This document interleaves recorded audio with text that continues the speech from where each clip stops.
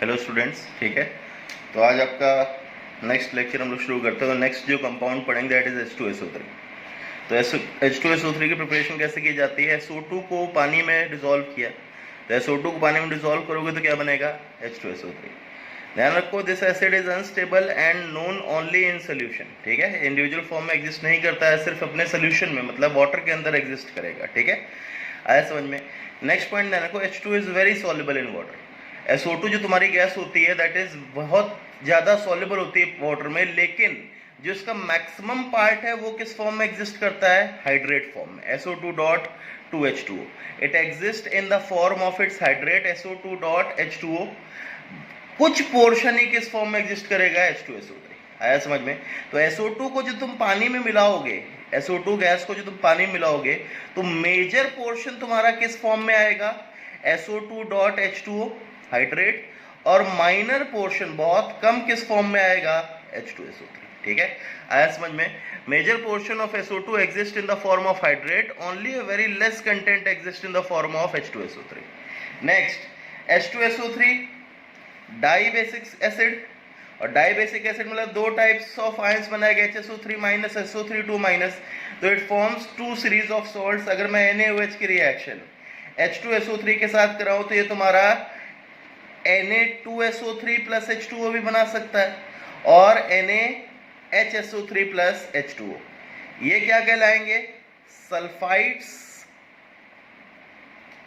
ये क्या कहलाएंगे? बाइसल्फाइड्स। आया समझ में? ठीक है। नेक्स्ट, अब तुम्हारा एक इंपॉर्टेंट कंपाउंड आता है H2O2, hydrogen peroxide. Hydrogen peroxide का स्ट्रक्चर हमें पता है क्या होता है? Open book like structure. आया समझ में? इसका हम लोगों ने स्ट्रक्चर पढ़ रखा है। इसका स्ट्रक्चर क्या है? Open book like structure. Preparation क्या है? Na2O2 प्लस H2O क्या बनाएगा? NaOH plus. क्लियर है कि नहीं क्लियर है? ये इसका लैब प्रिपरेशन है, ये ध्यान रखना चाहिए, बहुत ही इंपॉर्टेंट है, कई बार पूछा जाता है। Barium peroxide, this is Ba2 plus O2 2 minus, मतलब बेरियम परऑक्साइड।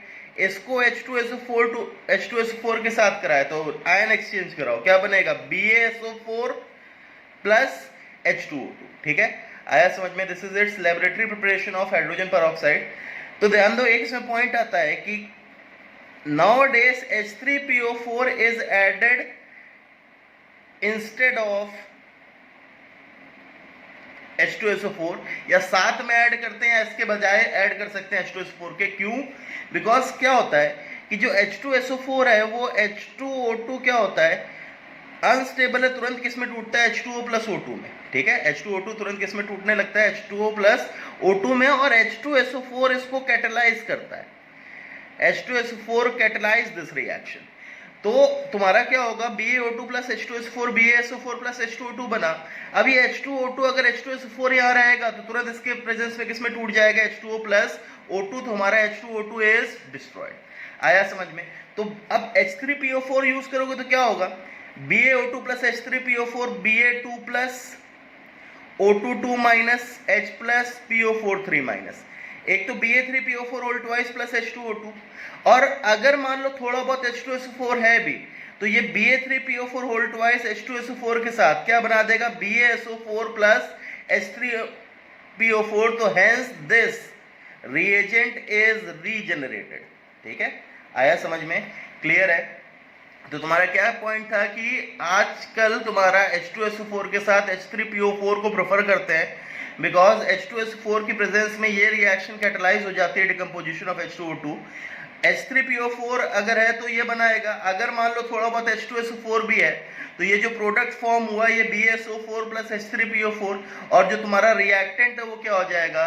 रीजनरेट हो जाएगा। क्लियर है कि नहीं क्लियर है? ठीक है। नेक्स्ट आता है इलेक्ट्रोलिसिस ऑफ कंसंट्रेटेड H2SO4। इसको अभी रुक जाओ, इसको इलेक्ट्रोलिसिस में हम लोग ठीक है देखेंगे। नेक्स्ट इसका इंडस्ट्रियल मेथड है, ये भी इंपॉर्टेंट है। ये कंपाउंड क्या होता है? इसका नाम होता है 2-इथाइल एंथ्राक्विनोल। इसका नाम है 2-इथाइल एंथ्राक्विनोल। इसको जब ऑक्सीजन की प्रेजेंस में या एटमॉस्फेरिक ऑक्सीजन की प्रेजेंस में हम लोग छोड़ते हैं तो क्या होता है? ये खुद किस में कन्वर्ट हो जाता है? 2-इथाइल एंथ्राक्विनोन, और साथ में क्या कर देता है? H2O2। लेकिन ये रिएक्शन बहुत ही ज्यादा रिवर्सिबल होती है। अगर थोड़ा बहुत भी H2 निकल आया तो ये वापस क्या जनरेट कर देगा, एंथ्राक्विनोन क्या जनरेट कर देगा, एंथ्राक्विनोल। समझ में आया कि नहीं आया? ठीक है, आया समझ में? तो ये तुम्हारा लेबोरेटरी प्रिपरेशन और इंडस्ट्रियल प्रिपरेशन दोनों ध्यान होने चाहिए इसके, ठीक है, बहुत इंपॉर्टेंट है। Next, colourless liquid soluble in water, ठीक है। सॉल्युबल इन वाटर क्या होता है? Due to H bonding with, आया समझ में? बहुत ही ज्यादा सॉल्युबल होता है पानी में, बिकॉज ये वाटर के साथ क्या फॉर्म कर देता है, हाइड्रोजन बॉन्डिंग। अब बॉइलिंग पॉइंट और मेल्टिंग पॉइंट, बॉइलिंग पॉइंट कितना है 423 केल्विन, मेल्टिंग पॉइंट कितना है 269 केल्विन। फिर से तुम्हें एग्जैक्ट वैल्यूज ध्यान नहीं रखनी है, ध्यान क्या रखना है कि बॉइलिंग पॉइंट इसका वाटर से ज्यादा है, लेकिन मेल्टिंग पॉइंट इसका वाटर से कम है। अब इसका रीजन पूछेगा ऐसा क्यों हुआ, तो देखो इसका रीजन क्या आएगा। H2O2 और H2O की बात की जा रही है, दोनों में इंटरमोलिकुलर फोर्सेस कौन से होंगे? H बॉन्ड, दो H2O2 मॉलिक्यूल्स के बीच में भी H बॉन्डिंग और दो H2O मॉलिक्यूल्स के बीच में भी H बॉन्डिंग। तो अगर तुमसे बोला जा रहा है कि जो तुम्हारा बॉइलिंग पॉइंट किसका ज्यादा है, H2O2 का H2O से ज्यादा है, मतलब मैं अगर बोल सकता हूं कि H bonding H2O2 is greater than H2O। कौन से फेज में? बॉइलिंग का मतलब क्या है, लिक्विड से गैस। तो H, अगर मान लो H2O2 का बॉइलिंग पॉइंट ज्यादा है, मतलब H bonding in H2O2 liquid is greater than H bonding in H2O liquid. अब मेल्टिंग पॉइंट की बात की जाए, मेल्टिंग पॉइंट किसका ज्यादा है, H2O। तो मैं बोल सकता हूं H bonding H2O2 is less than H2O। कौन से फेज में? अब मेल्टिंग पॉइंट मतलब क्या, सॉलिड से लिक्विड, मतलब मैं बोल दूंगा H2O2 सॉलिड और H2O सॉलिड में किसकी H बॉन्डिंग ज्यादा है, H2O। क्लियर है कि नहीं क्लियर है? आया समझ में? ठीक है, बॉइलिंग पॉइंट H2O2 का ज्यादा because in liquid phase hydrogen bonding in H2O2 is greater than H2O, लेकिन मेल्टिंग पॉइंट H2O का ज्यादा because in solid phase hydrogen bonding in H2O is greater than H2O। Clear है कि नहीं clear है? ठीक है, नेक्स्ट, H2O2 डिकम्पोज करता है तुरंत किसमें, H2O प्लस O2, इसीलिए अनस्टेबल होता है, तुरंत डिकम्पोज कर देता है, इसीलिए इसको हम लोग ग्लास कंटेनर्स में नहीं रखते हैं। क्यों? देखो देखो, तुमने लेबोरेटरी में अगर देखा होगा तो मैक्सिमम तुम्हारे केमिकल्स ग्लास कंटेनर्स में रखे रहते हैं, लेकिन H2O2 को नहीं रखा जाता है बिकॉज ग्लास में मेटल आयंस के, एल्कली मेटल आयंस के थोड़े बहुत ट्रेसेस होते हैं, बहुत कम अमाउंट में। तो ये एल्कली मेटल आयंस इस रिएक्शन को क्या करते हैं, कैटलाइज कर देते हैं। तो अगर तुमने ग्लास कंटेनर में रखा तो तुरंत ये किस में डिकम्पोज हो जाएगा, H2O प्लस O2 में। इसीलिए इसको किस में रखा जाता है, वैक्स लाइंड बॉटल्स, जो अंदर से वैक्स लाइंड हो उस बॉटल्स में, या फिर थोड़ा बहुत यूरिया या H3PO4 यूज किया जाता है because it acts as a negative catalyst. Negative catalyst मतलब तुम्हारा इस रिएक्शन को आगे जाने से रोकेगा, उसका रेट कम कर देगा। नेगेटिव कैटलिस्ट बाद में हम लोग डिटेल में जाएंगे, अभी तुम्हें क्या देखना है कि ये जो रिएक्शन है H2O2 के H2O प्लस O2, इसमें अगर H3PO4 या यूरिया डाला तो ये नेगेटिव कैटलिस्ट मतलब इस रिएक्शन के रेट को क्या कर देगा, कम कर देगा। क्लियर है कि नहीं क्लियर है? आया समझ में? नेक्स्ट, एसिडिक नेचर, H2O2 तुम्हारा 2H प्लस दे सकता है, एक H प्लस दिया तो HO2 माइनस, 2H प्लस दिया तो O2 माइनस। तो NaOH प्लस H2O2 कराओगे तो तुम्हारा क्या बन सकता है, या तो NaHO2 प्लस H2O या फिर Na2O2 plus BaOH whole twice के साथ कराए, या तो BaHO2 whole twice plus H2O या फिर BaO2 प्लस, क्लियर है कि नहीं क्लियर है? Na2CO3 strong base plus weak acid, net character basic, ये एसिड है तो क्या बना देगा, देखो Na plus CO3 2 minus H plus O2 2 minus क्या बना देगा, Na2O2 प्लस H2CO3, और H2CO3 कहीं भी बनता है किसमें टूट जाएगा, H2O प्लस CO2 में। क्लियर है कि नहीं क्लियर है? ठीक है, अब नेक्स्ट पॉइंट, H2O2 में ऑक्सीजन की ऑक्सीडेशन स्टेट -1, -1 है, मतलब it can behave both as an oxidising as well as reducing agent. अगर ये ऑक्सीडाइजिंग एजेंट की तरह बिहेव करेगा तो खुद क्या होगा, रेड्यूस, और रिड्यूस होके किस में जाएगा, -1 से -2 में। अगर ये रिड्यूसिंग एजेंट की तरह बिहेव करेगा तो खुद क्या होगा, ऑक्सीडाइज, और कहां से जाएगा, -1 से 0 में। ठीक है, आया समझ में। तो अब इसकी कुछ रिएक्शन है ऑक्सीडाइजिंग एजेंट की तरह। H2O2 खुद किस में जा रहा है, तो सब में सबसे पहले खुद किस में जाएगा, H2O, H2O, H2O, H2O, H2O, H2O, H2O, खुद किस में गया, H2O में। PbS को +2 -2, तो +2 वाला तो एज इट इज रहेगा, क्योंकि +4 वाली अनस्टेबल होती है, ध्यान रखो, +2 Pb की +4 अनस्टेबल है, +2 में रहिएगा। और S2- किस में चला जाएगा, SO4 nitrite, nitrate, sulphide, sulphate, I- plus H2O2 acidic medium है तो क्या बनाएगा, I2। H2S एक ऐसा सल्फाइड है जो कहां तक जाता है, सिर्फ S तक। Fe+2 तो कहां पे चला जाएगा, Fe+3, और सल्फेट ऑक्सीडाइज नहीं होगा।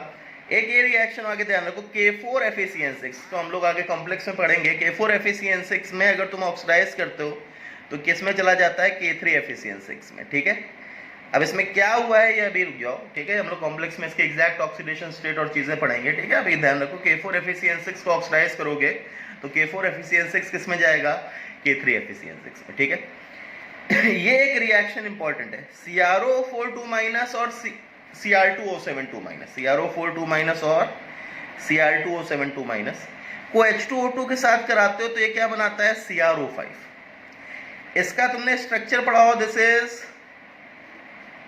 बटरफ्लाई स्ट्रक्चर, याद है कि नहीं यार। CrO5 का स्ट्रक्चर क्या होता है, बटरफ्लाई स्ट्रक्चर। ठीक है, ये ब्लू कलर्ड सॉलिड होता है और this is used as a test for H2O2। अगर हम लोग टेस्ट फॉर H2O2 पढ़ेंगे वहां ये देखेंगे कि जब CrO4 या Cl2O2 को H2O2 से पास कराते हो तो एक ब्लू कलर्ड सॉलिड फॉर्मेशन होता है। ये ब्लू कलर्ड सॉलिड किसका बनता है, CrO5। क्लियर है कि नहीं क्लियर है, ठीक है। अब ये क्या होता है, दिस इज वेरी अनस्टेबल। चलो ठीक है, इसको हम लोग आगे रिएक्शन में टेस्ट में एक साथ डिटेल में पढ़ लेंगे, अभी थोड़ी देर में आ रहा है। रिड्यूसिंग एजेंट देखो, रिड्यूसिंग एजेंट में H2O2 खुद कहा जाएगा, ऑक्सीडाइज होकर O2 में।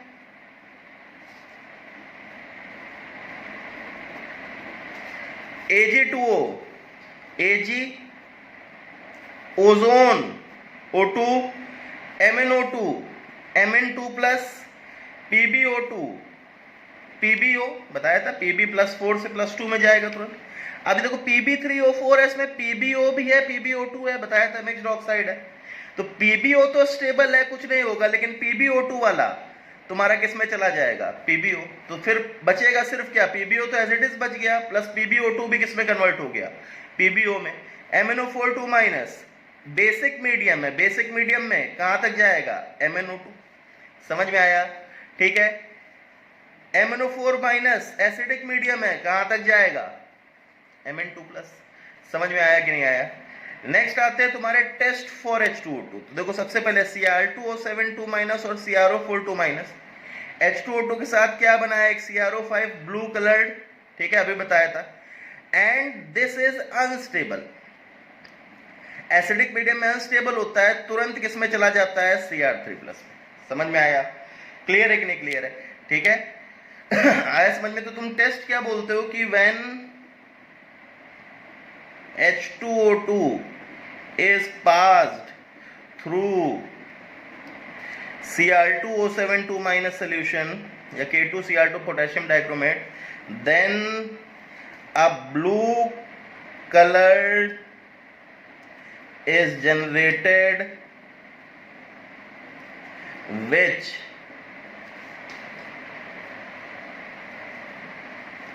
readily diminishes।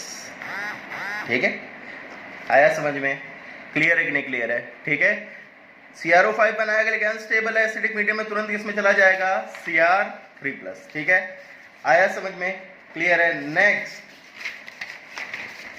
अगर तुमसे बोला जाए नेक्स्ट टेस्ट होता है, ये इतना इंपॉर्टेंट नहीं, this test is important, this test is very important, first वाला Cr2 वाली वाला इंपॉर्टेंट नहीं, लेकिन तभी पढ़ लो। Acidified solution of titanium salt, अगर कोई टाइटेनियम सॉल्ट लोगे उसका तुम कर रहे हो तो Ti4 प्लस को H2O2 के साथ क्या बनाएगा, H2Ti4 एक ऑरेंज सॉलिड। तो when H2O2 solution H2O2 is passed through an acidified solution of titanium salt, it gives yellow और ऑरेंज कलर। क्लियर है कि नहीं क्लियर है? ठीक है, आया समझ में? Thank you.